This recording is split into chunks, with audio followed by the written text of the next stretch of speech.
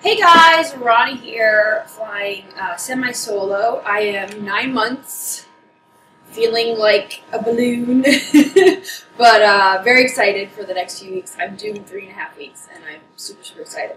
So this will probably be the last video I do for Greenlight Bites pre-baby. I'm hoping to do tons more after baby, and then start a whole new series of videos where I share some tips on how I include my kids in the kitchen. So I will now have an almost 6-year-old and a baby. So this is really exciting for me.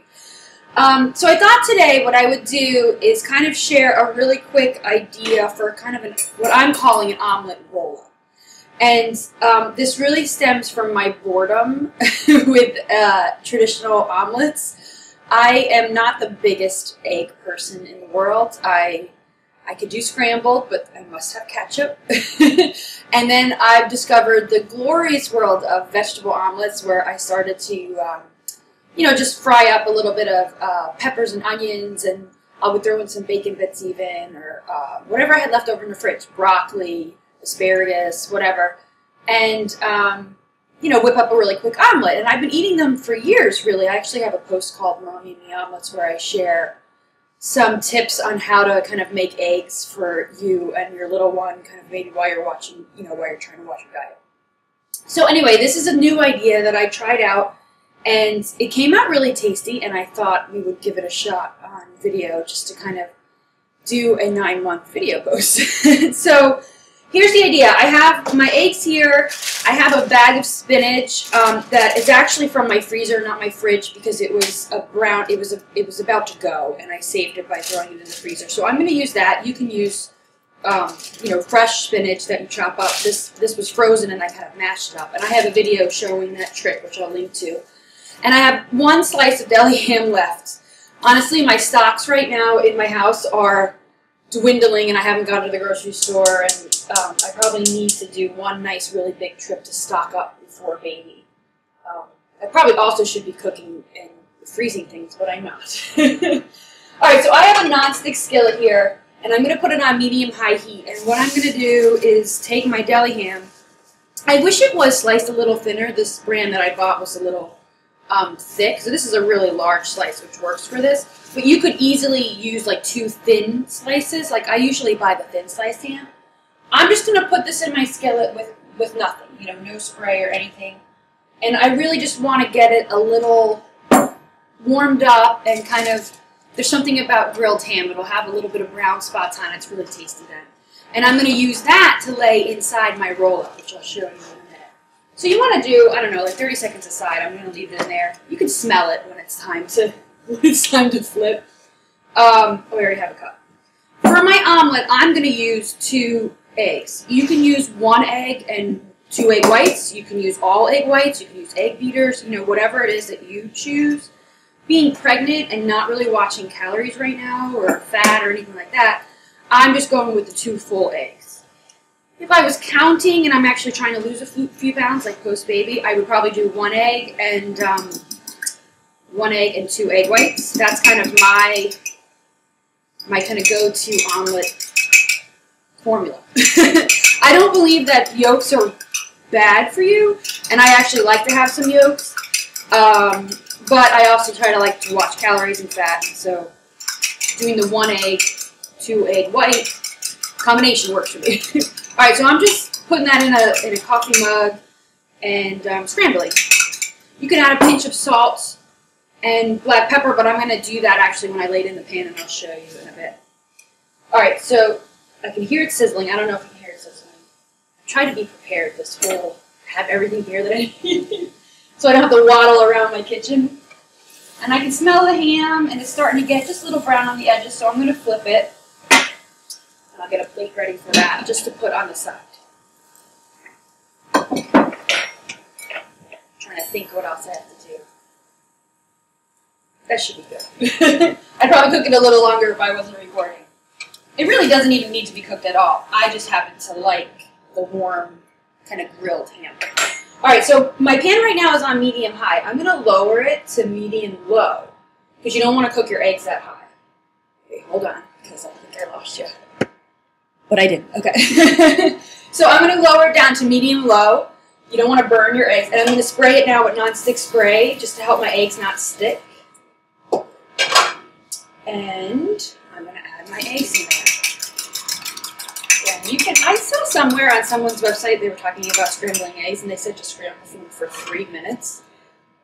I don't know why. Literally, it just takes this. So put those in your warm skillet, which will now be a little cooler than it was before, and swirl them around so they cover the whole bottom. Now I'm using a really old skillet, and it's either my skillet or my stovetop that's uneven. So I'll notice that all my egg tends to go to one side. So during cooking, I'll move it around a little bit like that so that it kind of cooks evenly. And while that's in there, all spread around the skillet, I'm going to sprinkle a little salt and a little fresh black pepper. And the egg is actually almost already done cooking. Like you can see, there's still a little liquid on top, but the bottom has already kind of created that egg coating. So to that, I'm going to sprinkle some spinach. Now again, my spinach is frozen. I'm going to switch it around again. Yours may not, yours might be fresh. Either one. The frozen spinach does add a little bit of a moisture problem, which you'll see when I cut it, but it's not that big of a deal. So you can put as much as you want. If you had some feta cheese, that would be really, really good right now. I'm not a big cheese egg person.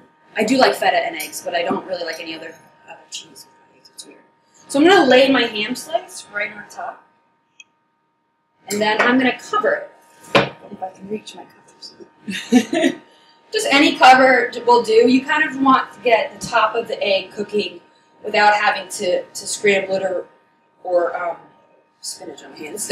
Scramble it or kind of upset the almost crepe-like omelet that we're making. Do you know what I mean? Like we're going to have one big egg that we're going to roll. So I'm going to leave that up there for like 2 minutes. And while I do that, I'm going to toast some toast because I want toast with this. This is kind of a brunch for me.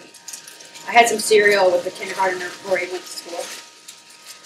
I did want to share this new bread, and you guys actually recommended this to me. It's called the Ezekiel 4-9 bread, and it's actually a flourless, sprouted bread. I'm still learning about it, but it's very high in protein. It's really, let me show you what the slices look like. Oh, I have mold on my bread. I'm going to have to cut that away. I just bought it a week ago, but it's not a lot of preservatives, so it doesn't last very long. It's super good. It needs to be toasted. I've made French toast with it. I've done, so I can see where the mold starts. I'm not one to throw out things just because I have a little mold on it. I'm just going to cut it off so I don't eat it and investigate the rest of the bread. So, anyway, it's really good toasted. Looks good to me. It's really good toasted. I don't think I'd like it not toasted. The 5-year-old loves it with butter. I'm more of a jelly fan. I'm going to actually put some almond butter and jelly on mine just as a side to my egg. But it's super high protein for bread. And it's gluten. No, it's not gluten free. What's the big thing that it is? Oh, low glycemic index. That's right. So it doesn't affect your blood sugar as much as other bread. So I'm not anti-bread or anything, but I do like to look for some healthier options, and especially if I can get some truly, truly whole grains into my 5-year-olds, it's a win for me. All right, so while that's toasting, I'm going to check on my egg. I don't want to take the top off, but I can kind of shake the pan and see that the top of the egg still has a little cooking to do. You can bump up the temp a little bit, but what you want to do is kind of balance cooking the whole egg without browning the bottom, but still having the top done. Like, you don't want to brown the bottom, but you want the top done. And sometimes to get the top done, you have to brown the bottom. That's where the lid comes in, because it's actually kind of steaming the top as the bottom is cooking. So I can see that I still have a liquidy egg on the top, just a little bit, so I'm going to let it cook a little longer. Move it around. I don't want to lift it up. Fight the urge to lift the lid. Alright, so when that comes out, I will put peanut butter and jelly on my egg. You could do, low-fat cream cheese and jelly or butter. The bread is really good. Did I say that I used it for French toast? I have used it for French toast. successfully. Sorry, having video issues. And again, the little guy didn't really notice the difference, and it soaked up the egg pretty well, and it made a really hearty French toast. I felt really good sending him to school with sprouted bread French toast. It was one of those days where I felt like I was the proud mom of eating.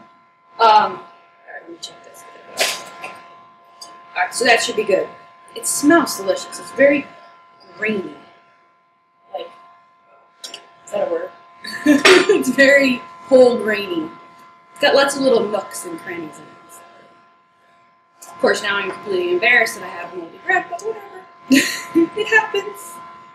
I'm also using, this is actually chunky almond butter with ground flaxseed. I was kind of experimenting with different nut butters, and this one's one of my favorites. Trying to get the omega-3s in already. Alright, so I'm going to do almond butter and jelly. And this, I actually just shared this on my other blog, Ronnie's Way, too. This is my new favorite jelly. It's called Sarah Beth. Sarah Beth is new to me. I know some of you guys are already fans and have her book. It was sent to me as a gift, and I love this jelly. It's like the best jelly I've ever had. This is mixed berry, and if you look at the ingredients, it's just berries and sugar. That's it, and I love that. I think it's great. It's got really, really deep flavor, and I've actually added it to smoothies a couple times, especially ones that I'm trying to share with the 5-year-olds when the color is a little off. So it adds like this really dark purple color, and it adds a little sweetness. But it has, I love the ingredient list, ready? Mixed berries. So ingredients are blueberries, blackberries, raspberries, cranberries, sugar. Nothing else, nothing more, and it's great. 1 tablespoon is 40 calories. I'd rather have that little bit of sugar than sometimes the low sugar and the non-sugar jellies that you buy in the regular grocery store have lots of weird stuff in them. So this is really good. I don't know if they sell it at stores. I know they have it on Amazon, and I know you can buy it from their website, so I'll link to it. It's super yummy. Okay, probably burning my egg. All right, this is looking good, and I'll show you what it looks like in the pan before I start to flip it around. So you can see I just have the layer of egg, the layer of spinach, the layer of ham. The egg is pretty much done. I have this humongous flipper that's going to come in handy, but I'm going to start with a smaller flipper, if I could find it. I guess I'll use this one. And I'm just going to go right around the edge of the skillet, kind of releasing the egg, if I can. I really wanted my little small utility flipper, but I can't find it. So starting with mine, with the way that the ham is this way, I'm going to take a corner of the egg and literally roll this right in the pan. Just like this.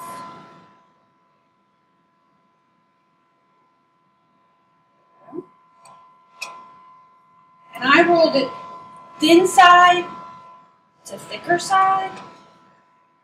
For starters, that will help keep it together. Now, if your pan was even and your stove was even, you probably wouldn't have a thick and a thin side.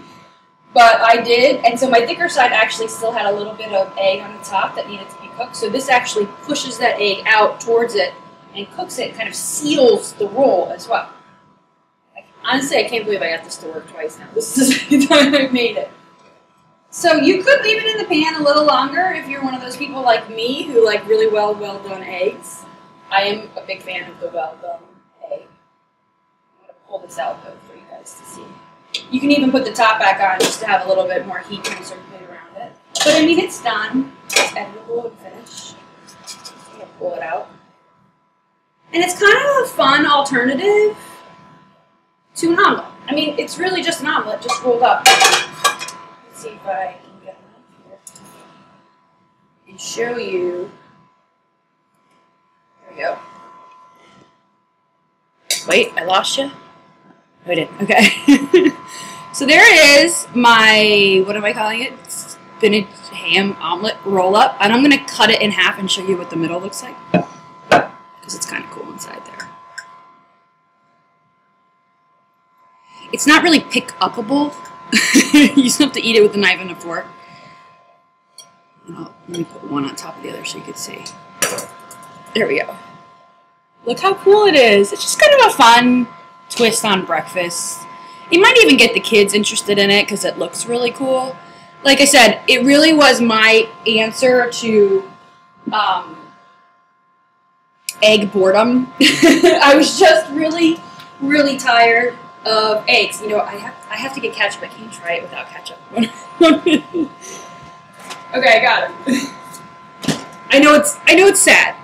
I know I know people are kind of cringing their nose up at me, but I need eggs. I need ketchup in my eggs. Anyway, like I said, it really is my answer because I was really bored with eggs, and I felt like I was getting into a slump with breakfast, only eating cold cereals over and over and over again. And I was like, okay, I need to re-energize my love of eggs. So I'm bored with omelets, so why not make something new and fun? And this has been like the second day in a row that I've eaten this. I'm going to try it with you guys on camera. I kind of do the ketchup on the fork. And then the ketchup on the bite. And it's delicious. You got the thin layer of egg, the spinach, and then the ham. And again, you can put cheese in it. You can put feta. You can do herbs, your favorite, your favorite omelet herbs and those kinds of things. But it's just a really fun way to have an egg. So I'm gonna have one more bite while I'm here. Blame baby Evan. So good. I'm gonna need a little bit more pepper. I'm kind of pepper fan of eggs too. But again, like I said, fun thing to do with eggs. I hope it gives you guys some ideas, and you can add whatever you like in the middle. And I will be enjoying this in about 2 minutes, and back post baby to give an update and hopefully have some kind of post baby fun dinner ideas. I don't know. I never think I'm going to come up with a new idea, and then I do. So it's kind of a fun. I like to wing it that way. All right, so I'm going to go. As you can tell, I'm out of breath, and I'm hungry, and I need a nap. So I will see you guys in a few weeks, and I will definitely be posting here and there, but you may notice, and you probably already did, kind of a drop in the frequency of Green Light Bite post ideas. I'm hoping to do something fun on St. Patrick's Day with green mashed potatoes, but we'll see if it works out. If not, I'll post a few ideas, and then I'm going to leave with the maternity message, and then come back after baby is born. So, until then, bye guys. Thanks so much for watching, and I will see you soon.